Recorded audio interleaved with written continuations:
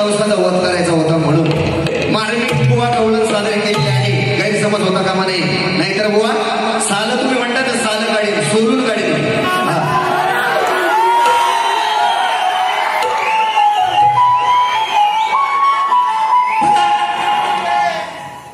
रसिक मंडळ म्हणून सादर करतोय गवळण.